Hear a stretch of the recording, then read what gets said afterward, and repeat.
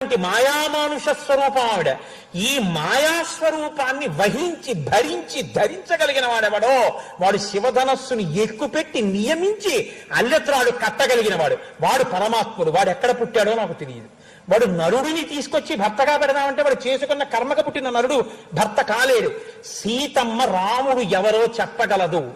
విష్ణువు నరరూపంలో ఎక్కడున్నాడో చెప్పగలిగినటువంటి తల్లి భూమండలం మొత్తం మీద మైథిలి ఒక్కతే.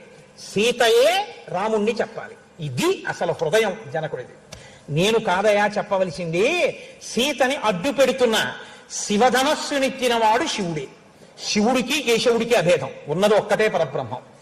కాబట్టి ఈ ధనస్సు ఎవడెక్కు పెడతాడో వాడికి ఇస్తా పిల్లనన్నాను. అంటే చాలా మంది వచ్చారు. ఒకడు ఇద్దరు కాదు, ఎందరో వచ్చారు. వచ్చి వీళ్ళందరూ శివధనస్సుని ఎక్కువ పెట్టలేకపోయారు. మాయాస్వరూపాన్ని వహి